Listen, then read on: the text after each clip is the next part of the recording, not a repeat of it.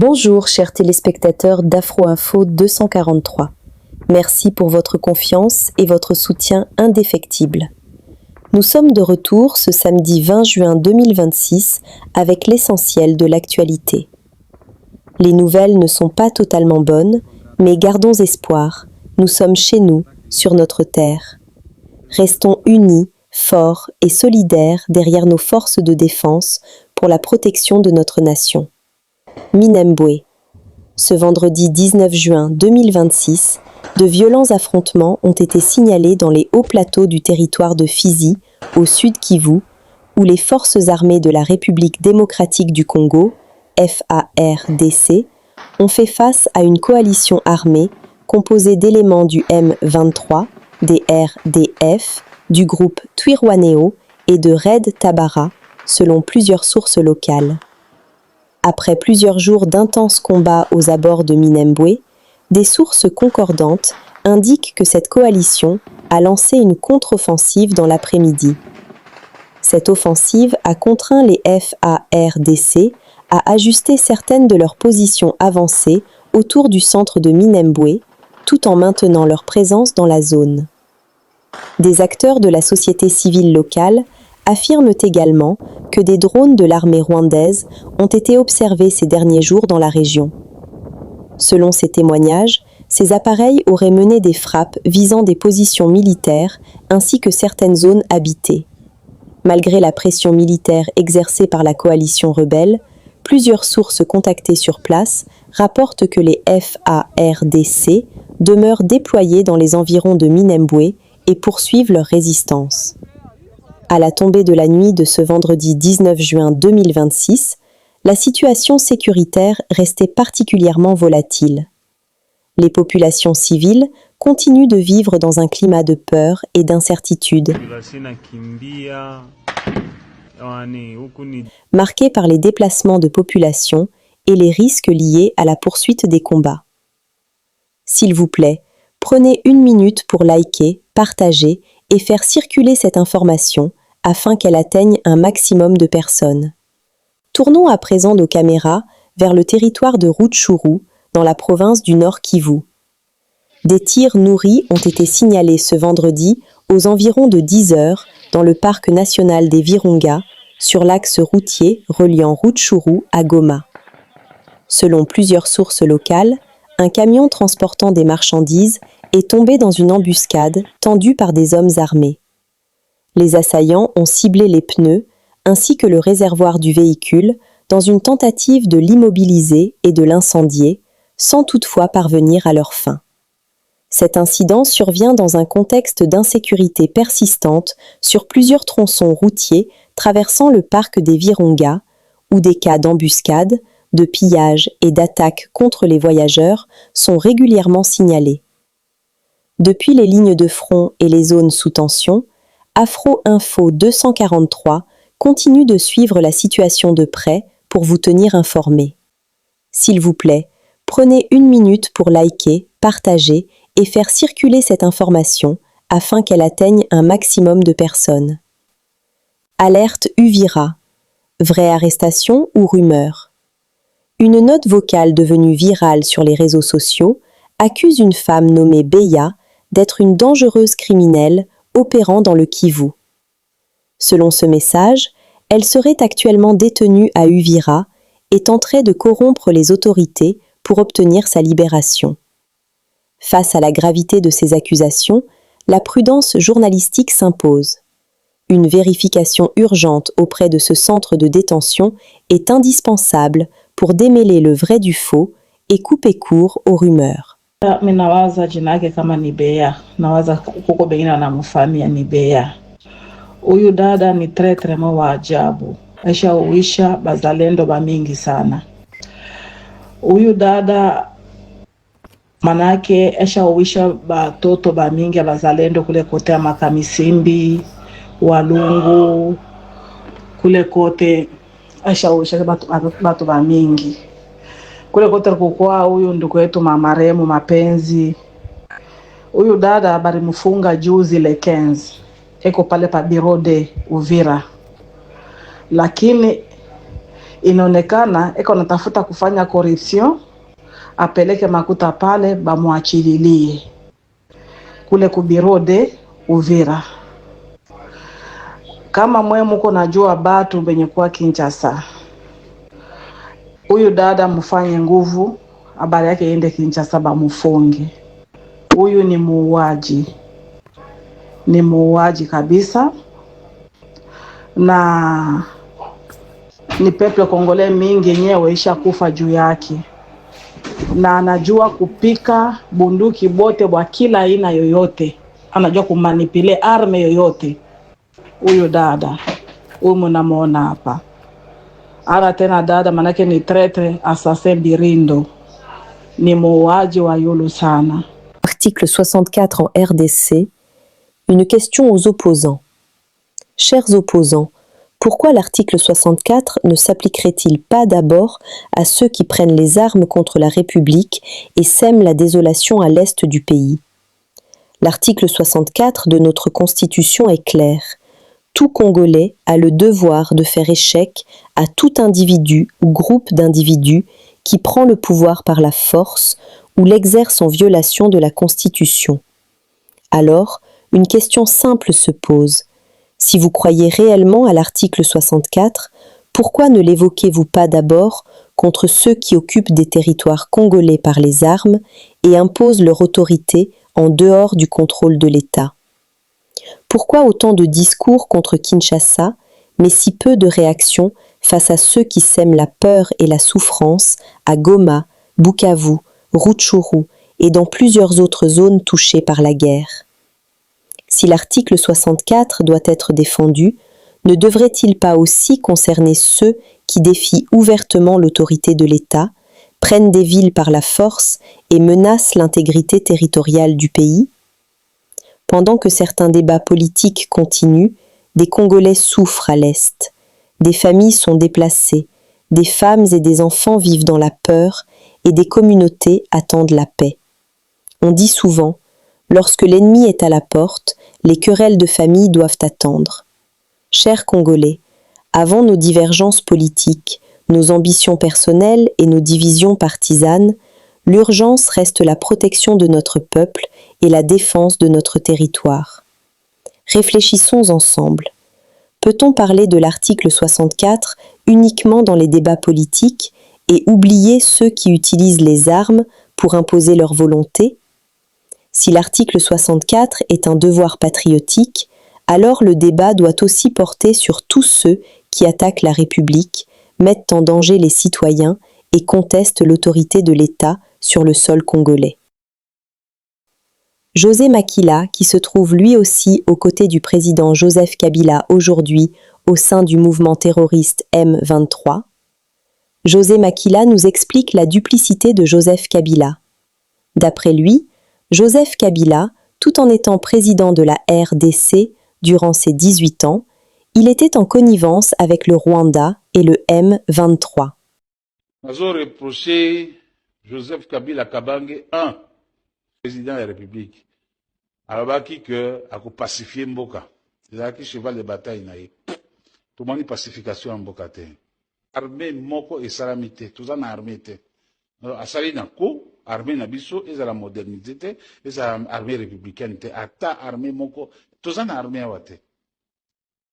Yamisato, nazo reproché ye, na complicité na Kagame, pour na kokata mboka na biso. Preuve dango yango wana. Po akotisi ba militaire rwandais ebele na mboka na biso sans que toyeba bayaki kosala nini. Babotola biso mboka sikoyo ebimi poasa. Nazo reproche ye na motema mabe. Eza penza motema mabe soko oza na vraiment eza motema mabe. Nazo reproche ezali Kagame azo diriger et Rwanda et Congo. C'est ça la vérité.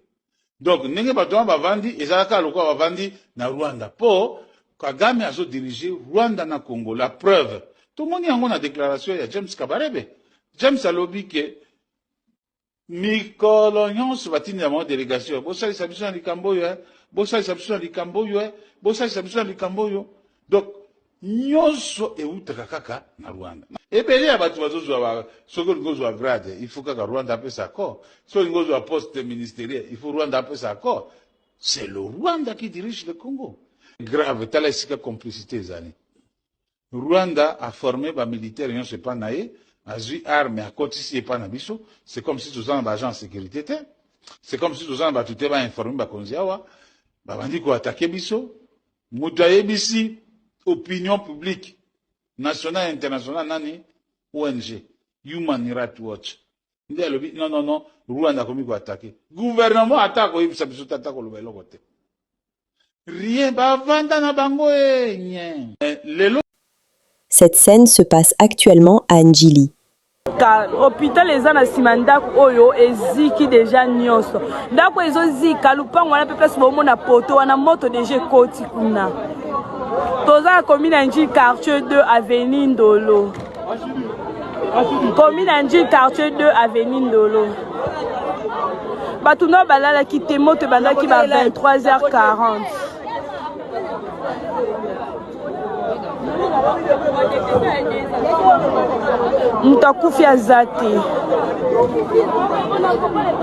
Ce vendredi 19 juin 2026, le centre de traitement Ebola de CME à Bunia/Ituri a été détruit par la population qui pense que le service de riposte Ebola en fait un business. Tant que la population n'aura pas encore pris conscience, la situation va s'empirer davantage. Et puis, même avec la présence de la police sur place, d'ailleurs, pourquoi ces centres ne sont pas protégés carrément par un service de sécurité? À qui la faute?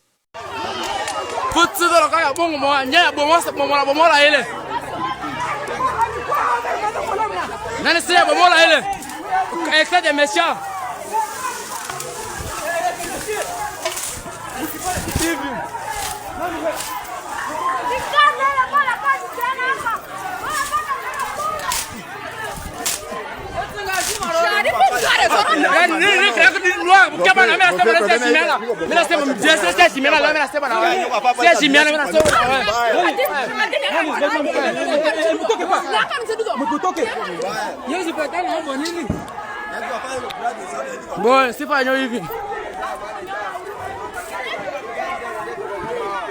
Ile wasifanyikana tu maliza ile hospitali bata kolomani mimi naisa ita bobo kwa afya sasa. Ebola gani mwa kremo atafuta franga ndani ya Ebola yenu ile. Hey.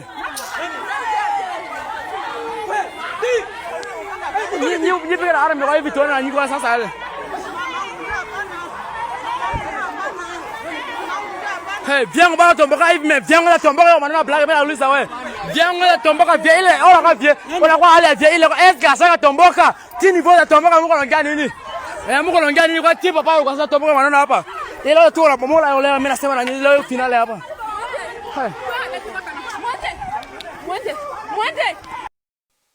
Bunia, Ebola. Clinique à Bunia ferme ses portes, faute d'équipements appropriés pour faire face à l'épidémie. Le personnel soignant déplore un manque d'équipements et plusieurs de ces professionnels ont déjà perdu la vie. La clinique n'est pas équipée pour faire face à l'épidémie.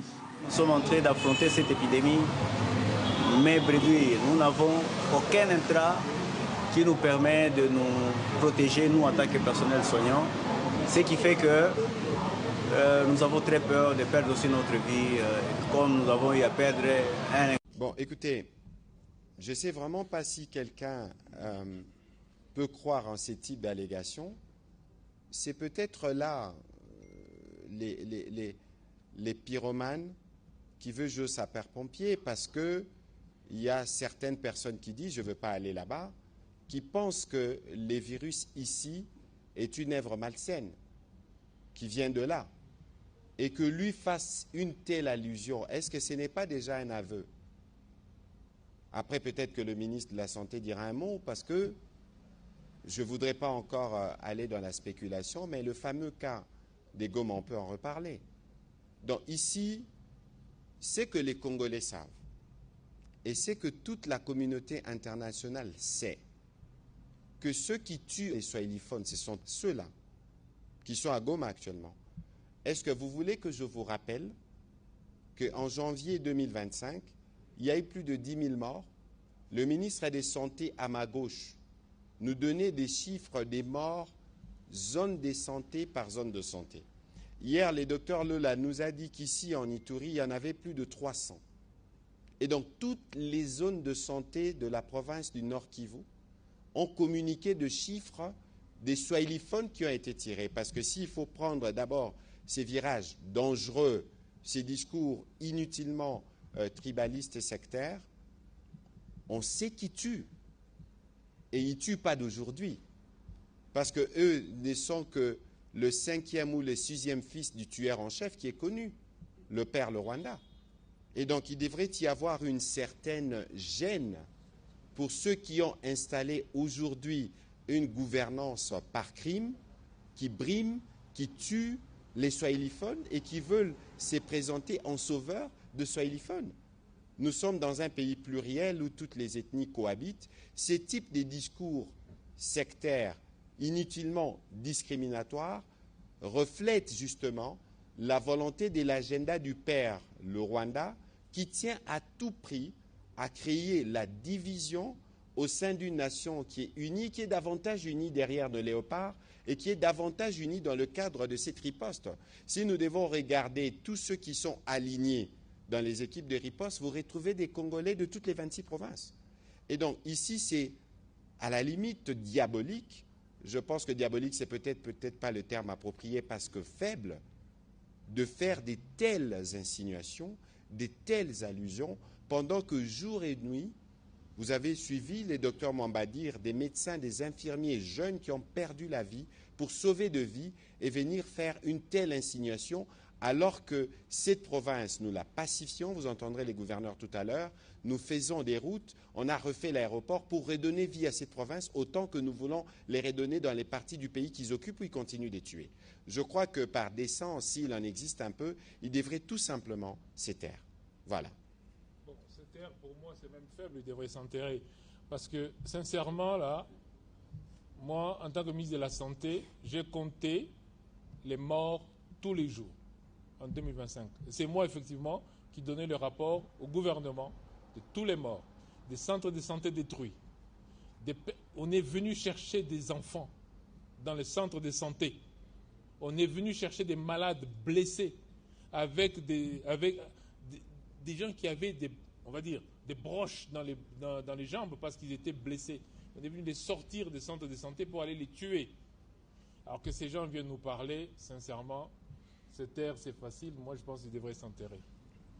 Et il est évident que pour les Congolais, on sait voir maintenant c'est quoi l'agenda des uns et des autres. On les savait avant, mais parce qu'ils vivent dans le mal, ils respirent les mal, ils traduisent ces mal pour s'aimer le venin de la division. Et nous trouverons au devant d'eux de toutes nos forces. La ville nouvellement créée d'Oicha en province du Nord Kivu a accueilli ses tout premiers dirigeants ce vendredi 19 juin 2026. Et récemment nommé par le pouvoir central, M. Kambale Silouere Faustin et Kaindo Kalimba Emmanuel, respectivement maire et maire adjoint, ont été officiellement installés par l'autorité provinciale représentée par les coordonnateurs principaux du gouverneur en charge de l'administration du territoire, M.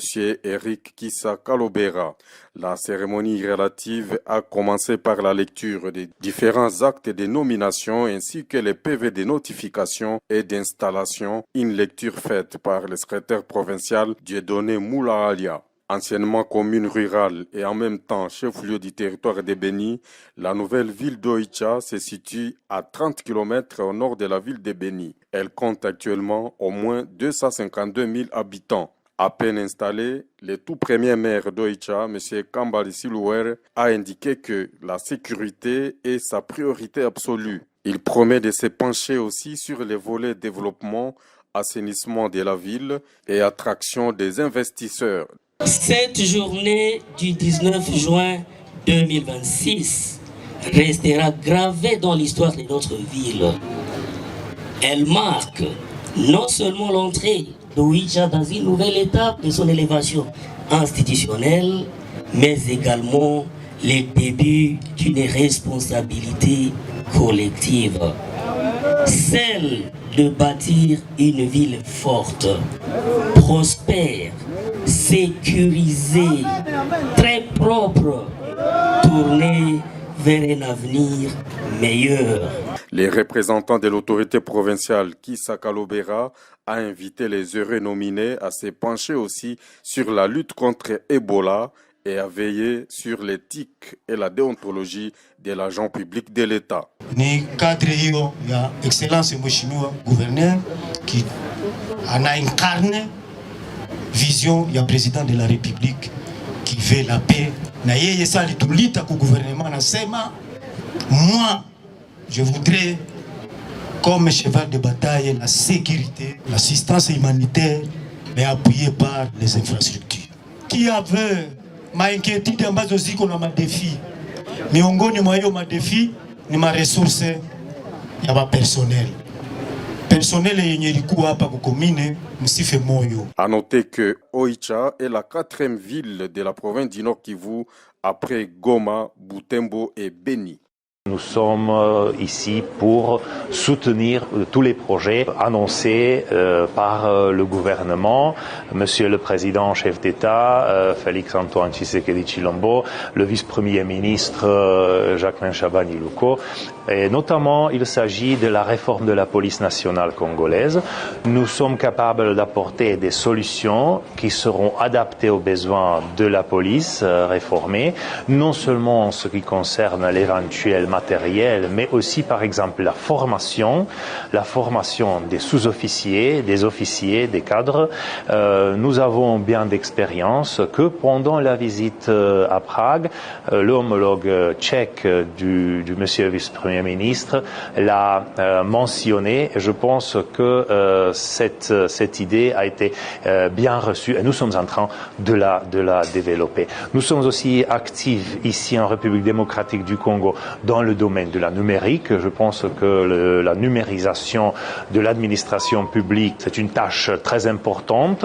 Nous avons bien d'expérience. Nous avons, en tant que la République tchèque, des solutions très efficaces, disons, que nous sommes capables aussi d'adapter facilement aux besoins de la RDC. C'est ce que j'ai dit au vice-premier ministre, c'est que chez nous, nos entreprises qui sont vraiment intéressées à l'entrée, soit à l'entrée, soit à la continuation de les activités sur le marché congolais, c'est avec nous, il y a toujours une solution complexe. Donc c'est pas seulement dans le cadre de la police nationale congolaise, c'est pas seulement le matériel, mais c'est aussi la formation.